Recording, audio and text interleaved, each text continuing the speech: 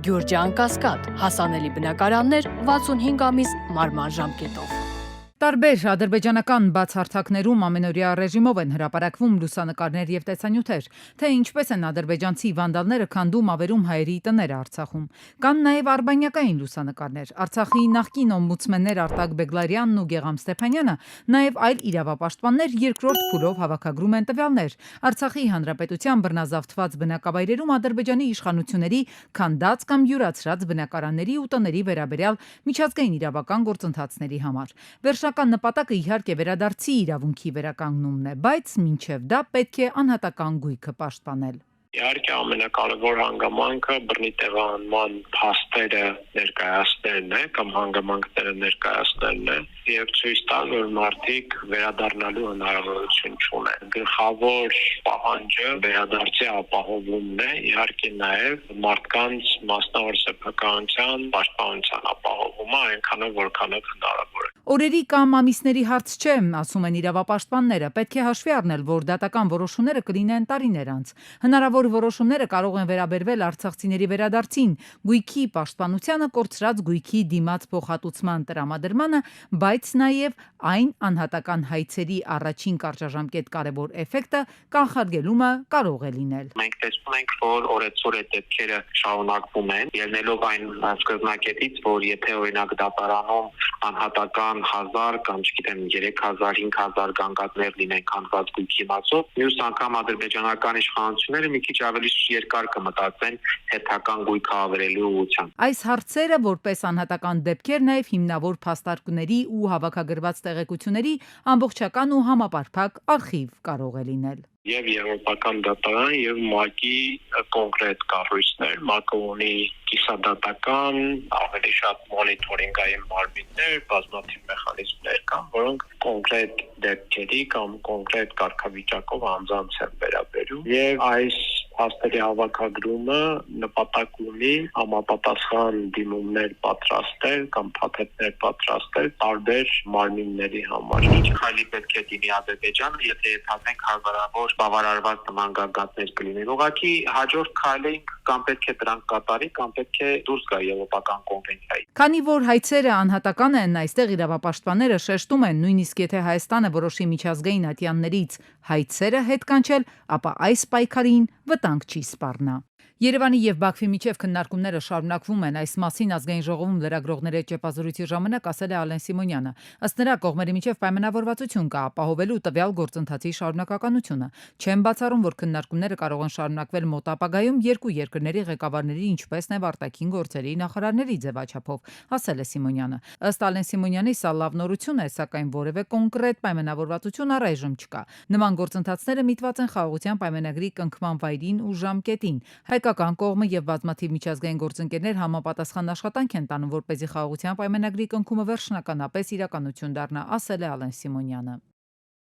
Պոլսահայ աշխարհահռչակ լուսանկարիչ լրագրող Արա Գյուլերի կյանքի մասին հայ-թուրքական համատեղ ֆիլմ է նկարահանվելու։ Ծրագիրը պատրաստվում է Քարաքեդի ֆիլմ եւ Լուիս Մեդիայի գործակցությամբ։ Հայաստանում գործընկերներն են Անսո ֆիլմը եւ պրոդյուսերներն են Անի Գալստյանն ու Հովանես Գալստյանը։ Ֆիլմի ռեժիսորներն ու սցենարիստներն են Էլա Ալյամաչը եւ Արեն Փերդեջին։ Նշվում է, որ ֆիլմը լինելու է Թուրքիայի եւ Հայաստանի միջև առաջին համատեղ լիամետրաժ ֆիլմ արտադրանքը եւ ներկայացվելու է Կաննի կինոփառատոնին։ Ապօրինի արդյունահանման կազմակերպման դեպք Ջաջուրում պարզվել է, որ Ջաջուր գյուղի վարչական տարածքի ավելի քան 4 հեկտար հողատարածքում արդյունահանման թույլտվություն ընկերությանը տրվել է 2020 թվականին, ու թեև այս տարվա մարտի 21-ին թույլտվության ժամկետը լրացել է, սակայն օգտակար հանածոյի արդյունահանումն ու վաճառքը շարունակվել է։ Այն իրականացվել է խախտումներով, մասնավորապես խճաքարի պահեստավորումն ընդգրկել է տրամադրվածից ավելի տարածք, պետությանը պատճառված վնասի չափը պարզվում է։ Հռոմի Պապ Լեո 14-րդն ընդունել է պապական իշխանության խորհրդանիշները Ձկնորսի մատանին եւ Բրդյա ժապավենը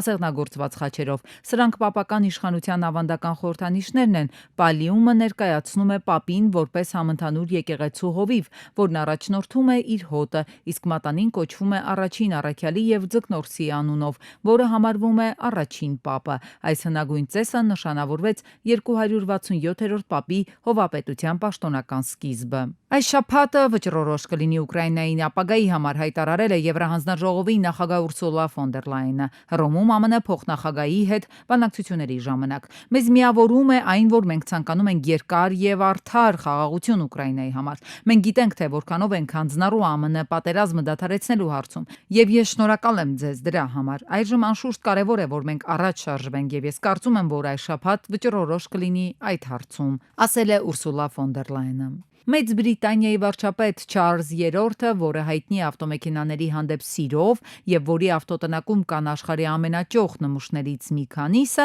պատվիրել է ավելի քան $213,000 արժողությամբ նորույթ։ Միապետը ստանալու է ամբողջովին էլեկտրական Lotus Electra Hyper SUV-ը, որը համատեղում է սուպերքարի կատարողականությունն ու առավելագույնս անվտանգ է շրջակա միջավայրի համար։ Մեքենան ունի 900 ձիաուժ հզորությամբ շարժիչ եւ 1 լիցքավորմամբ կարող է անցնել 513 կիլոմետր։ Քայնի Ուեսթի կինը Բիանկա Սենսորին ամուսնու եւ քրոջ Անջելինայի հետ Իսպանիայում զբոսնելիս ներկայացել է եւս մեկ բաց հագուստով։ Նա հագել էր թափանցիկ վերնաշապիկ։ 30-ամյա Բիանկան նաեւ ցուցադրել էր նոր կեղծամ ճակատին իջնող մազերով։ Զույգին դուրս գալու ժամանակ ուղեկցում էին անվտանգության աշխատակիցները։ Տեղացիները շոկի մեջ էին, երբ զույգը շուկայում հայտնվել էր այդքան բաց հագուստով։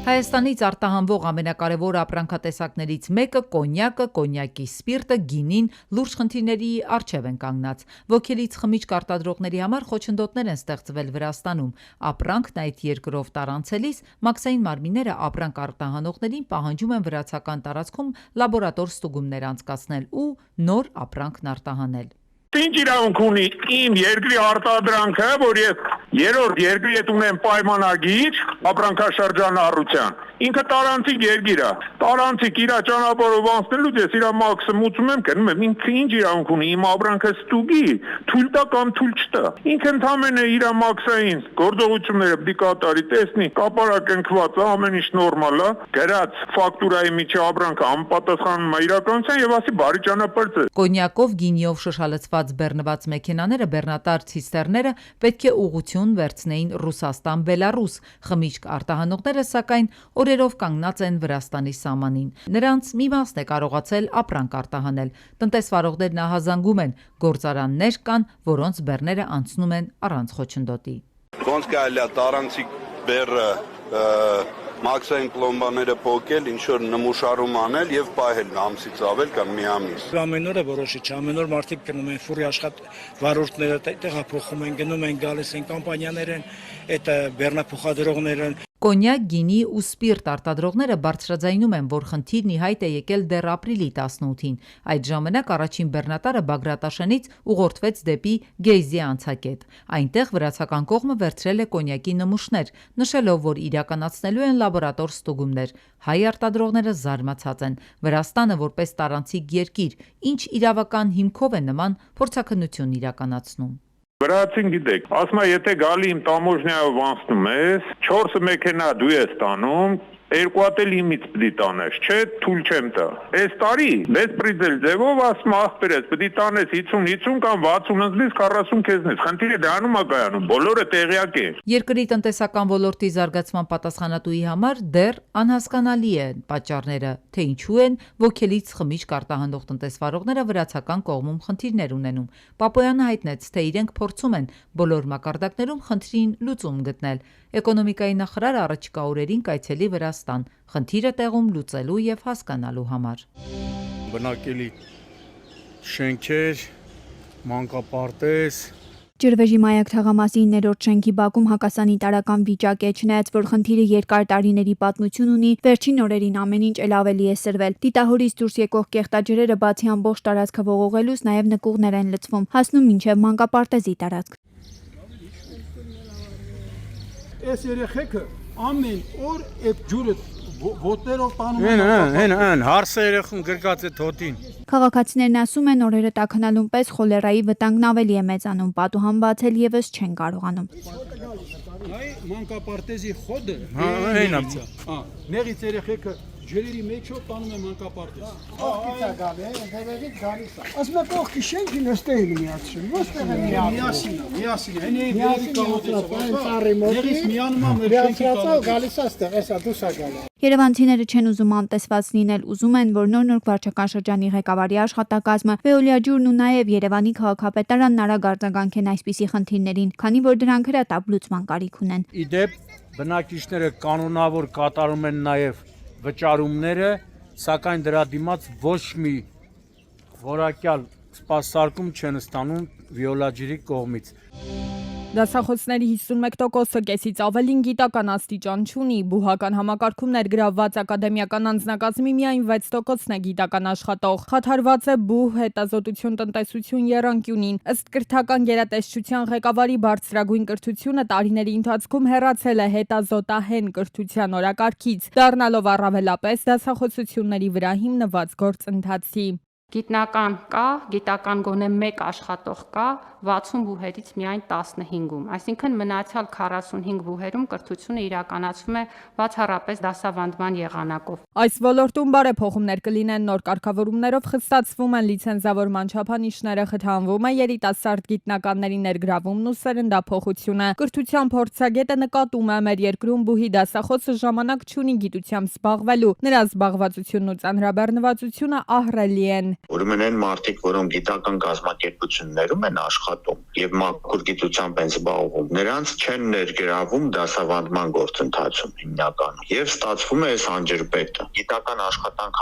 անելու համար շատ քիչ են վարձատրվում գիտնականները եւ ստիպված նրանք ցեկտում են, որպեսզի շատ ժամանակ ունենան, որպեսզի գոնե աշխատավարձը բարձր լինի։ Փորձագետը բերում է արտերկրի հետազոտական համալսարանների օրինակը, որտեղ մեկ շաբաթվա ընթացքում հիմնական պրոֆեսորի զբաղվածությունը չի կարող ավելի լինել, քան 6 ժամը։ Հայաստանում այդ թիվը ըստ մասնագետի կարող է մինչև 20 ժամ լինել։ 6 ժամ են տալիս պրոֆեսորին, որպեսզի նա կարողանա գիտական թեմա ղեկավարել, գիտական աշխատանք անել, հրատարակվել, այսինքն այն բաները, որ դասապրոցեսի հետ կապ չունի, եւ վարձատրվել արժանավայել ձևով։ Հայաստանում նման բան չկա։ Հայաստանում ստիպված շատ ժամեր են վերցնում եւ կռիվ են անում դասախոսները, որպեսզի նրանց ժամերը չկրճատեն, որովհետեւ դա անմիջապես ազդում է աշխատավարձի վրա։ Համակարգային խնդիրները ըստ փորձագետի բազմաշերտ են, թեև գիտության ֆինանսավորման բյուջեն մեծացել է, այդուհանդերձ գիտնականների թիվը չի ավելացել։ Ավելին, եթե Խորհրդային Միության վերջին տարիներին գիտությամբ զբաղվողների թիվը Հայաստանում մոտենում էր 30,000-ի, ապա այսօր այն նվազել է շուրջ 5 անգամ։ Երիտասարդներին մոտիվացնել է պետք թե հոնորարով, թե արտոնյալ պայմաններով։ Կարևոր է նաև Սփյուռքի հայ գիտնականների հետ համագործակցությունը այս խոցելի ոլորտը ռեստարտ անելու համար։